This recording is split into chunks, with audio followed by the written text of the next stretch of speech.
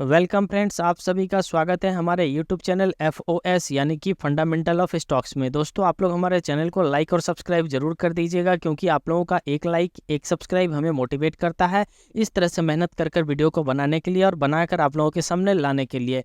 तो चलिए दोस्तों, देरी ना करते हुए शुरू करते हैं। जैसा कि दोस्तों मैं टाटा कम्युनिकेशन लिमिटेड के स्क्रीन पर आ चुका हूं और आज हम लोग इसका फंडामेंटल एनालिसिस करेंगे। हाँ दोस्तों, इसका अगर आप टेक्निकल एनालिसिस का वीडियो देखना चाहते हैं तो अब मैं वीडियो को पोस्ट कर दिया हूं अपने यूट्यूब चैनल पर, आप लोग जाकर वहां देख लीजिएगा और लिंक मैं डिस्क्रिप्शन में भी दे दूंगा। तो चलिए दोस्तों शुरू करते हैं। अगर हम लोग इसका मार्केट कैप का बात करें तो मार्केट कैप जो है वो आपका 49,100 करोड़ का मार्केट कैप है। करंट प्राइस जो है वो आपका 1723 रुपये है। हाई है इसने लगाया है 2085 रुपये का और लो लगाया है 1210 रुपये का। स्टॉक का पी जो है वो आपका 45 का है और इंडस्ट्री पी अगर देखें तो वो 50 का पी पर चल रहा है। तो स्टॉक पी है जो है दोस्तों ये बहुत ही हाई है, तो हम लोग इसको पूरा कंसीडर पॉजिटिव नहीं कर सकते हैं, क्योंकि इसमें पब्लिक का जो रुझान है बहुत ही ज़्यादा है। बुक वैल्यू अगर देखें तो आपका 62 है, ये भी थोड़ा सा ज़्यादा है। ठीक है, तो डिविडेंड यील्ड जो है आपका 1.21% है, यह बहुत ही शानदार इसका डिविडेंड यील्ड है।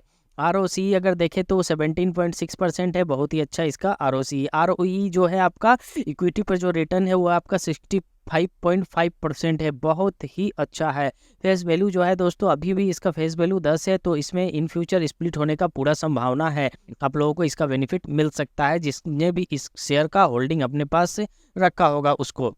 प्रोमोटर होल्डिंग देखें तो ये 58.9% होल्डिंग है। प्लेज का बात करें तो प्लेज आपका 0% है। ये कंपनी को अलग ही बूस्ट करता है कि कंपनी बहुत ही अच्छी है। आगे देखें EPS, तो EPS भी आपका 34 है, बहुत ही शानदार EPS है। पेग रेशियो जो है वो आपका 0.62 है, 1 के नीचे पेग रेशियो बहुत ही पॉजिटिव होता है और बहुत ही अच्छा होता है। EBITDA 13.2 है, ये भी अच्छा है।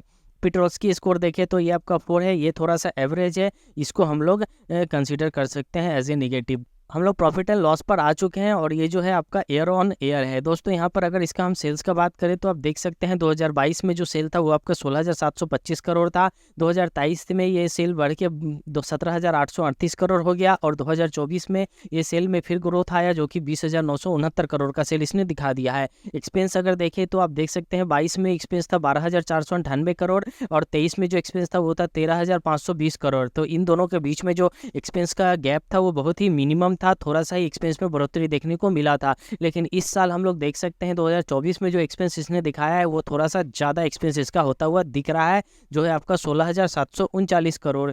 आगे हम लोग अगर इसका अदर इनकम देखें तो अदर इनकम पिछले साल के मुकाबले बहुत ही कम है, जो कि बहुत ही शानदार है, अच्छा है। इंटरेस्ट अगर देखें तो आप देख सकते हैं और साल के मुकाबले इसका जो इस साल इंटरेस्ट पेड हुआ है वो आपका 644 करोड़ का इंटरेस्ट इसने दिया है। पिछले 3 सालों के मुकाबले सबसे अधिक इंटरेस्ट इस साल इस कंपनी ने पेड किया है। अगर PAT की बात करें तो PAT आप देख सकते हैं 2022 में इसका जो PAT था वो था 2,000 करोड़ का।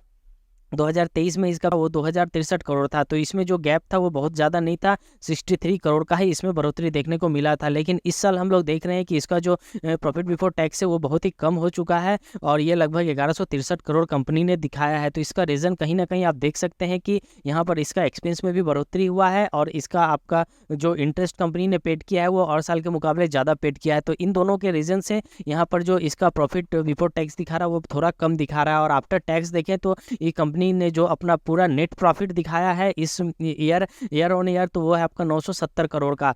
और पिछले साल अगर देखें 2023 में तो 1801 करोड़ था और 2022 में 1485 करोड़ था। तो 2022 के मुकाबले 2023 में इस कंपनी का एक ग्रोथ हम लोग माने थे कि अच्छा ग्रोथ है। लेकिन अगर हम लोग 2023 से 2024 को कंपेयर करें तो इस साल का जो नेट प्रॉफिट है वो थोड़ा वीक है। तो इसका फिनेंशियल क्या है, ये थोड़ा सा इस साल वीक दिखा रहा है। इस कारण से ही इसका जो इफेक्ट है वो आपका टेक्निकल चार्ट पे पड़ा है। तो हमने टेक्निकल चार्ट का पूरा एनालिसिस करके वीडियो को डाल दिया हूँ मैं यूट्यूब पर, मैं लिंक भी डिस्क्रिप्शन में दे रहा हूँ, आप लोग जाके उसको देख लीजिएगा। चलिए दोस्तों आगे बढ़ते हैं। बैलेंस शीट में हम लोग देख सकते हैं दोस्तों जो कंपनी का रिजर्व है वो मार्च 2022 में था 643 करोड़ और 2023 में ये सीधा डबल हो गया 1233 करोड़। ठीक है, और अभी इसमें एक अच्छा खासा ग्रोथ देखने को मिला और रिजर्व बढ़ के इसका 1501 करोड़ हो गया। लेकिन दोस्तों इसका जो बोरोइंग्स है वो लगातार बढ़ता हुआ आप देख सकते हैं। तो इस साल जो इसके पास अभी तक बोरोइंग्स है वो आपका 11,263 करोड़। तो रिजर्व के मुकाबले में जो बोरोइंग्स है वो बहुत ही ज़्यादा है, तो इतना रिजर्व इतना बोरोइंग्स के लिए काफ़ी नहीं है। बट ठीक है दोस्तों, इन कंपनी वर्क कर रही है, कंपनी एक्सपेंस भी कर रही है। एक्सपेंस अगर कंपनी का बढ़ रहा है, इसका मतलब कंपनी अपने विस्तार में कहीं ना कहीं पैसा खर्चा कर रही है। चलिए दोस्तों आगे देखते हैं। शेयर होल्डिंग पैटर्न का अगर बात करें तो आप देख सकते हैं दोस्तों, प्रोमोटर का जो होल्डिंग है वो 2017 के मुकाबले में यहाँ पर अच्छा खासा एक कमी दिख रहा है। 2017 में 74% का इसका प्रोमोटर होल्डिंग था, जो कि 58% हो चुका है। लगभग 14% का इसमें एक गिरावट देखने को हम लोगों को मिल रहा है प्रोमोटर्स के होल्डिंग में। लेकिन इसके अपोजिट अगर हम लोग FII DI की देखें तो FII और DI का जो होल्डिंग है उसमें बढ़ोतरी हम लोगों को देखने को मिला है। 11% से FII का होल्डिंग बढ़ के 18% हो चुका है।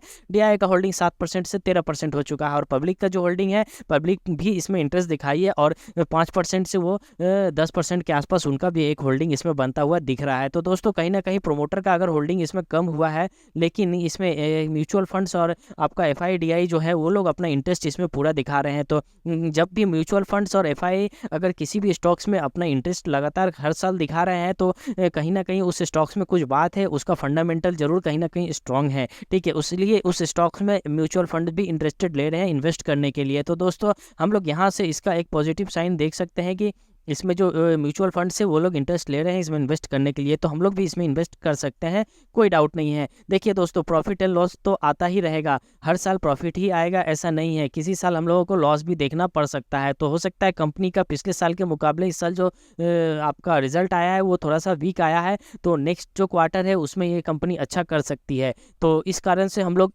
इसमें बाय करके चल सकते हैं। लेकिन अगर टेक्निकल पे जाएँ तो अभी बाय करने का नहीं बन रहा है। जब तक टेक्निकल के चार्ट पर कुछ कैंडलस्टिक पैटर्न नहीं बन जाता है तब तक हम लोग को अभी होल्ड करना होगा। और जब पैटर्न बन जाएगा तो हम लोग इसमें एक अच्छा खासा अपना बाइंग बना सकते हैं और बनाकर इसको होल्ड कर सकते हैं लंबे समय के लिए। तो हम लोगों को एक अच्छा मुनाफा देखने को मिलेगा। चलिए दोस्तों, मैं विदा लेता हूं आप लोगों से। आप लोग हमारे चैनल को लाइक और सब्सक्राइब जरूर कर दीजिएगा। नमस्ते, जय भारत।